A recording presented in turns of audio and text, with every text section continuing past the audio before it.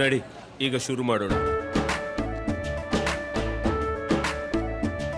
ಕೇಸರಿಯಿಂದ ಮನೋಲ್ಲಾಸ ಮನಸ್ಸು ಮತ್ತೇರಿ ಕುಣಿದಾಡಿದೆ ನೋಡು, ಮನಸ್ಸು ಮತ್ತೇರಿ ಕುಣಿದಾಡಿದೆ ನೋಡು.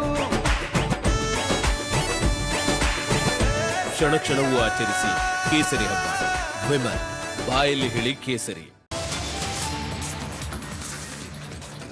ಯಾವ ಬೆದರಿಕೆನೂ ಇಲ್ಲ, ಯಾವುದೂ ಇಲ್ಲ. ನಾವು ರಾಜೀನಾಮೆ ಕೇಳುವುದಿಲ್ಲ.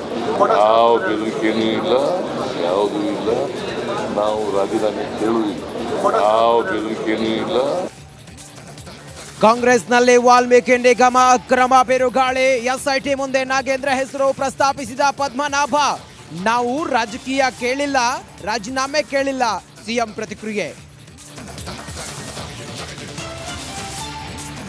ಇದು ತೆಲಂಗಾಣ ಹೋಗಿರ್ತಕ್ಕಂಥ ದುಡ್ಡಿದು.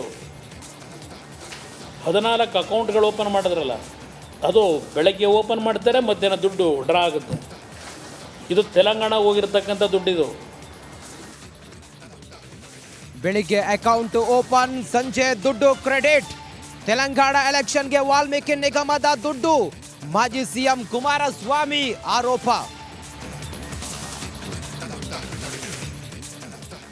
4 ಬಾರಿ ಸೋತಿದ್ದರಿಂದ ಕುಮಾರಸ್ವಾಮಿಯವರು ನನ್ನ ಕೈ ಬಿಡಬಾರ್ದು, ನನ್ನ ಕುಟುಂಬಕ್ಕೆ ತೊಂದರೆ ಆಗಬಾರ್ದು ಅಂತೇಳಿ ಇವತ್ತು ಅವ್ರಿಗೆ ಅಸೆಂಬ್ಲಿಗೆ ಕಳಿಸ್ಲೇಬೇಕು ನನ್ನ ನಾಮನಿರ್ದೇಶನವನ್ನು.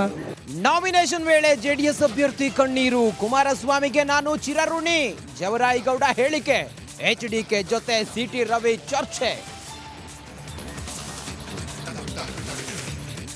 ಇನ್ನು ಸರ್ಕಾರದ ಜವಾಬ್ದಾರಿ SITಯ ತನಿಖೆ ಜವಾಬ್ದಾರಿ. ಅವರು ತನಿಖೆ ನಡೆಸ್ತಾ ಇದ್ದಾರೆ, ತನಿಖೆ ಸತ್ಯಾಂಶಗಳು ಹೊರಗೆ ತರ್ತಾರೆ. ಇನ್ನು ಸರ್ಕಾರದ ಜವಾಬ್ದಾರಿ SITಯ ತನಿಖೆ ಜವಾಬ್ದಾರಿ. ಹಾಸನ ಸಂಸದ ಪ್ರಜ್ವಲ್ಗೆ ವೈದ್ಯಕೀಯ ಪರೀಕ್ಷೆ. SIT ತನಿಖೆಯಲ್ಲಿ ಸತ್ಯಾಂಶ ಹೊರಬರಲಿ. ಚುನಾವಣೆಯಲ್ಲಿ ಗೆದ್ದ ಮೇಲೆ ಕ್ರಮದ ಬಗ್ಗೆ ನೋಡೋಣ. ಎಚ್ಡಿಕೆ ಹೇಳಿಕೆ.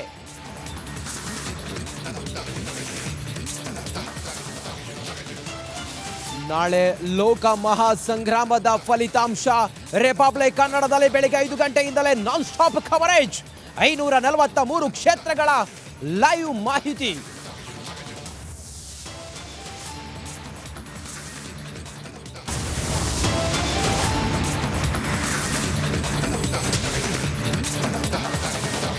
ಲೋಕ ಕದನ ಆಯ್ತು. ಈಗ ಪರಿಷತ್ ಫೈಟ್ಗೆ ಎಲ್ಲಾ ರೀತಿಯಲ್ಲೂ ಕೂಡ ತಯಾರಿಯನ್ನ ಮಾಡಿಕೊಂಡಿರುವಂತ ಬಿಜೆಪಿ ತನ್ನ ಒಟ್ಟು ಸಂಖ್ಯಾಬಲದ ಮೇಲೆ ಮೂರು ಜನರನ್ನ ಗೆಲ್ಲಿಸಿಕೊಂಡು ಬರೋದಕ್ಕೆ ಅವಕಾಶ ಇರೋದು ಬಿಜೆಪಿಗೆ.